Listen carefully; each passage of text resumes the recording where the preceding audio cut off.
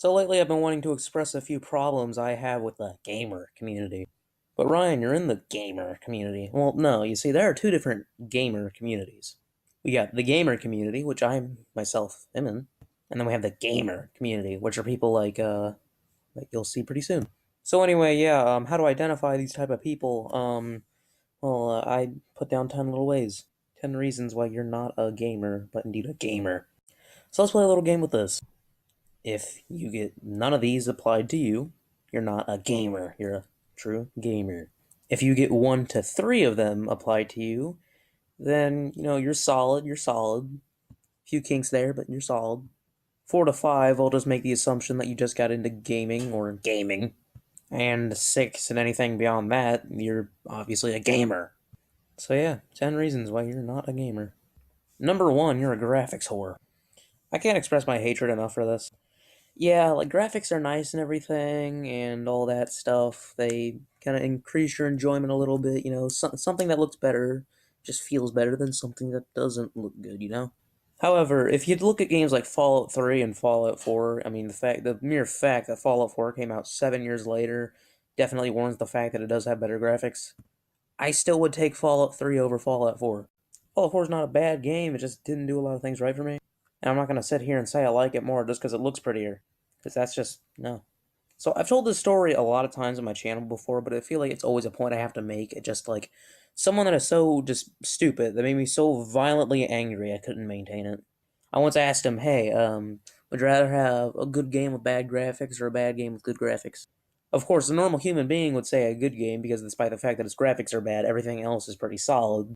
But no, this idiot had the audacity to say, I'd rather have the bad game with the good graphics.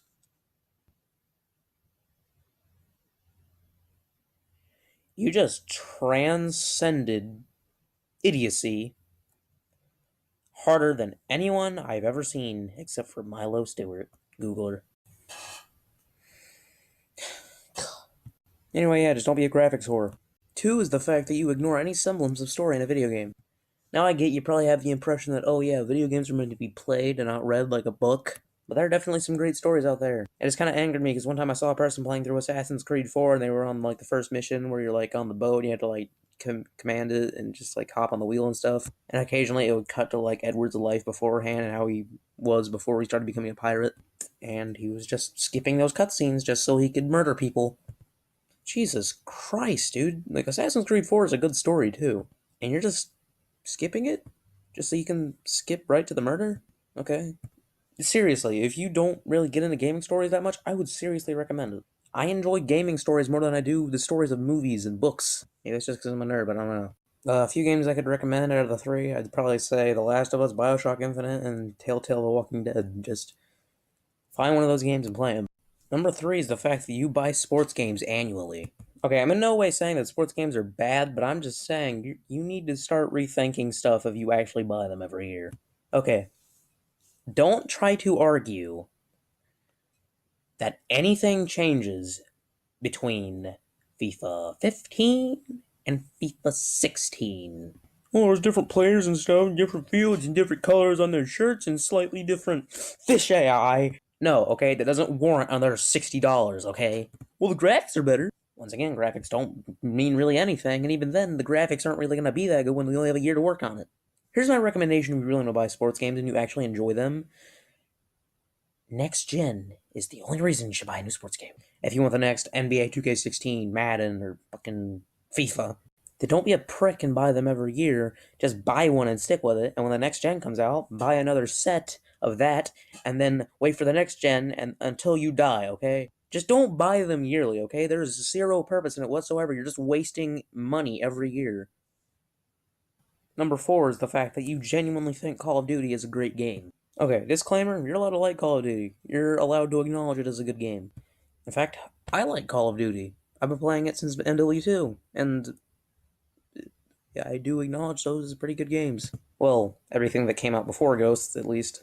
But if you're seriously gonna try to sit there and say that it has a good story, and yeah, some of the games do beforehand, but even then it's just kind of like, eh. And the multiplayer is some of the most broken, unbalanced, just unfair, most frustrating things ever. Yeah, it's fun for a little while, but After that, I can't play it for long before I want to gouge my eyes out with a spork. Like I said, if you want to like it, like it. I like it too. Just don't acknowledge it as a great game that should be just followed by everything ever. Don't do it. 5 is when you look at a game and instantly say that it's gay. Okay. Halo is a pretty big victim of this from, ironically, Call of Duty players. They'll just look at it and say, oh, there's aliens and not fucking Russians. Triggered. Femi's playing COD. No female soldiers. The thing is, if you're going to sit there and say a game is gay before you've even played it or before you actually know much about it or anything about it whatsoever, I'll do that. You can say, oh, I probably won't really like it that much, I probably won't buy it. Because, yeah, I've said that a lot about a lot of games, that's perfectly fine. But don't go out of your way to say, oh, that's shit. Please don't. It makes me so angry. I can't do it. Just don't knock it till you try it, please. And even then, considering how stubborn you are, you're still not gonna like it. 6 is that realism determines your fun. This ties in with the last two in the whole Call of Duty argument, but still, I feel like each one of them has to have their own individual reason because of how just violent they make me. This is one of my biggest pet peeves. I just don't really like it when people do this. It's really annoying. It makes me want to kill people. It's like, alright, why does realism decide if a game's good enough for you? It's like, alright, in this case, you're probably a Call of Duty player. And Call of Duty is one of the least interesting, just least realistic things ever, okay? For one, I don't think they train the snipers to run around like idiots. And I don't think they train the machine gunners to wait for someone in a corner. I don't think they train people to throw knives at each other. I mean, maybe that's a thing. Even then, if I were to throw a knife at your toe, you wouldn't instantly die. If I were to just knife you like that and you instantly died, I'd be like, what the hell? God, I must have the arm of the Hulk.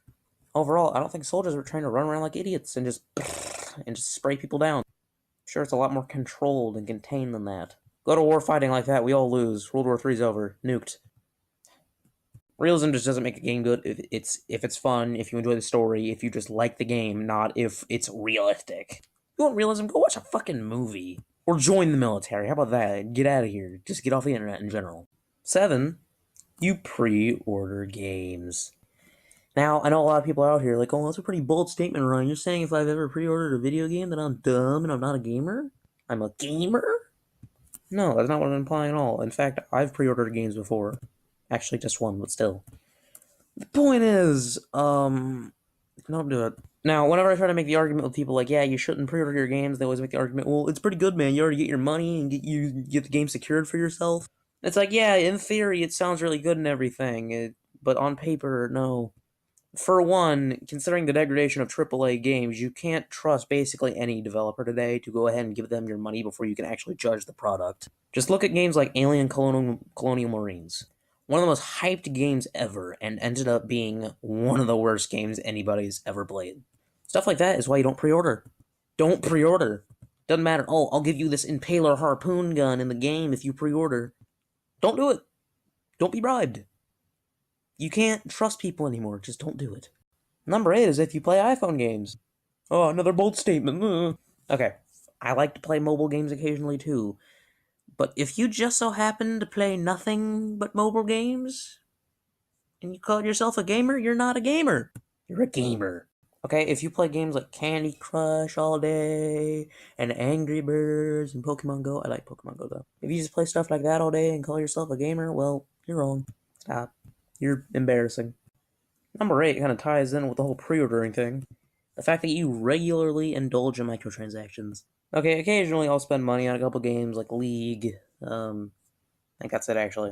But at least League is free to play and you're not forced to buy anything, you know? But it's when you're walking into basically any AAA game and just throwing tons of money at it regularly too. Especially with a whole new supply drop trend that even Overwatch has picked up now. Look, dude, you're the reason that gaming is failing. The second big gaming crash is coming, and it's kind of because of you. Because you're buying into their stuff, you're giving them more money for less effort, and you're not helping us get better games at all. And people are gonna wonder why our video games went, and, they're only gonna be able to blame themselves. Cancer. If you consider EA, Ubisoft, or Activision good companies, that's my 10th reason why you're not a gamer. I don't have to explain this one, do I? I shouldn't have to. Anyway, yeah, like I said at the beginning of the video, 0, you're a gamer, not a gamer. 1 to 3, you're solid, you're alright. 4 to 5, I'll just assume you just started. And anything 6 and above, go away. Love you guys.